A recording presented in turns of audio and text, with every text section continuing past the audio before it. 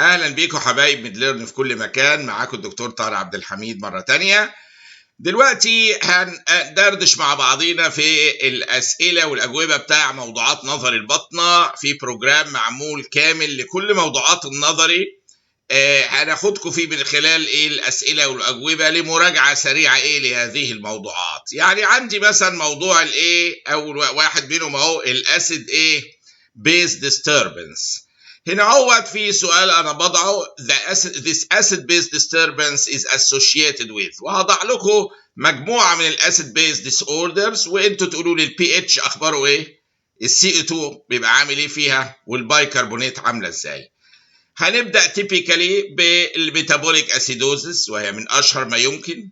تقولوا لنا البي اتش اخباره ايه، سي او 2 البايكارب، ويليها ريسبيراتوري اسيدوزس، ونشوف برضو الثلاث حاجات دي بي اتش سي او 2 بايكربونات، الميتابوليك الكالوزس، وبعد كده الريسبيراتوري الكالوزس. طيب هناخدهم واحده واحده ونشوف مع بعضينا الاسئله والاجابات. اول حاجه الميتابوليك اسيدوز. يلا خدوا ثواني كده فكروا، واللي يقدر يكتبها في المربع تحت يقول لي البي اتش عامل ايه، السي او 2 اخباره ايه، البايكارب عامله ايه، عقبال ما ارتشف رشفه من فنجان القهوه.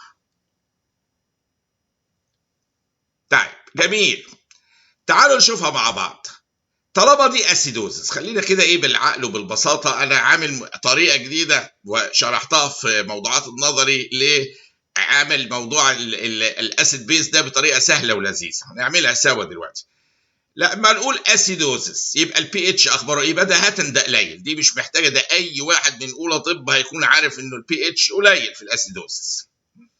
هنا لو تلاحظوا انا عامل حرف الام كده بكلر مختلف. ليه؟ لان دي طريقه الشرح اللي عملتها، اللي هي لو السي او 2 في الميتابوليك دول بيبقوا السي او 2 والبايكارب بيبقوا ماتشد، يعني في نفس بتاع البي اتش.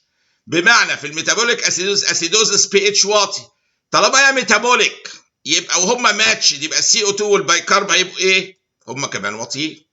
خلصنا كده من واحده. طيب تعالوا نشوف الثانيه. الثانيه ريسبيراتوري اسيدوزس. طيب اسيدوزس بقى يبقى برضو البي اتش اخباره واطي، ده اسيدوزس. وطالما ما هياش ميتابوليك يعني مش ماتش، بيبقى اجينست ات، يعني الاوبوزيت بقى خالص. واخد هنا هوت الاوبوزيت يبقى ازاي، السي او 2 والبايكارب هتبقى عاليه. يبقى خدنا بالنا من من حته مهمه جدا، ان في الميتابوليك اسيدوزس البي اتش واطيه، بس عشان بحرف الام افتكروها، يعني دي حاجه للتذكره، بيبقوا ماتشد معاه السي او 2 والبايكارب، هتبقى الاثنين واطيين كمان. ولكن في الريسبيراتوري اسيدوزس ما هماش ماتشد، هيبقى البي اتش واطي عشان اسيدوز، وهم ان ماتشد، ده اوبوزيت بقى، السي او 2 عالي والبايكارب عاليه. طب الموضوع الثالث تعالوا نشوف ميتابوليك بقى، الكالوزس مش اسيدوز. طالما قلنا الكالوز يبقى البي اتش معروف بيبقى عالي. طب طالما دي ميتابوليك بحرف الام، يلا قولوا لي انتوا بقى السي او 2 والبايكارب اخبارهم ماتشد، هيبقوا هم كمان عاليين، ماتشد مع البي اتش. حلو قوي. طب الرابعه والاخيره هنا ريسبيراتوري الكالوزس. طالما الكالوزس يبقى البي اتش اخباره عالي، الله ينور عليكم. طب هي ريسبيراتوري يبقى ما هماش ماتشد معاها، الاوبوزيت بقى مع عكسها، هيبقى السي او 2 والبايكارب واطيين. يعني سواء في الميتابوليك الكالوز بي اتش واطي، والريسبيراتوري الكالوزس البي اتش عالي طبعا. ولكن الميتابوليك يبقوا ماتشد مع السي او 2 والبايكارب عاليين، ولكن الريسبيراتوري بيبقوا العكس بقى، بيبقوا عكس البي اتش، بيبقوا واطيين. فهنا دي طريقه لذيذه وسهله انا عملتها، وبحب نراجع بيها الاسيد بيز ديس اوردرز، التغييرات الرئيسيه. انا هنا مش بتطرق للميكسد ديس اوردرز، اللي هي ممكن تلاقي واحد عنده مثلا ريسبيراتوري اسيدوزس ومعاه ميتابوليك الكالوزس حاصله نتيجه، وممكن حاجه ثالثه كمان، دي بيبقوا ميكس هنشرحها في موضوع تاني. لكن انا براجع موضوعات البطنه التقليديه بتاعتنا، البيزكس بتاعتها اللي هي لازم تتعرف. ان الموضوعات الميتابوليك اسيدوزس يبقى شكلها كذا، البي اتش كذا، CO2 البايكارب الى اخره. اللي قلنا الريسبيراتوري اسيدوزس قدامنا اهي.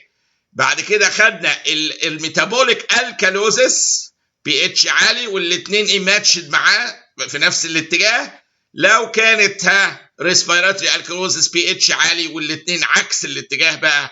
فدي بطريقه سهله جدا نقدر نتخيل هذا الموضوع بسلاسه. وزي ما قلنا في موضوعات ميكسد بقى ناخدها لوحدها، اللي هو واحد مشكله عنده كذا حاجه مع بعض.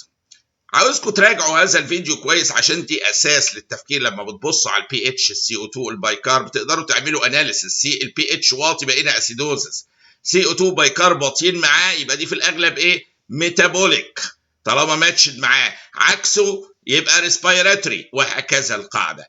طبعا لازم نضع في بالنا اهو، بكررها اهو، ان في حاجه اسمها ميكسد ديس اوردرز، بيبقى مشكله بقى. ممكن تلاقي حاجات ملخبطه عن كده في الليفل الاعلى شويه، واللي هنتكلم فيه برضه باذن الله.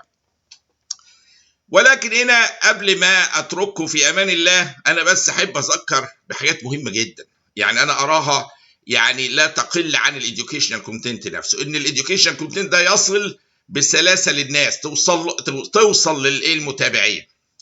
فعندي هنا نمره واحد، الناس بتسال على البي دي اف والالكترونيك بوكس كلها الحمد لله تقريبا متاحه الان على midlearn.us، اللي عاوز يدخل ويقدر يقتنيها. واللينك بتاعت السايت والصفحه بتاعت الالكترونيك بوكس هتبقى موجوده.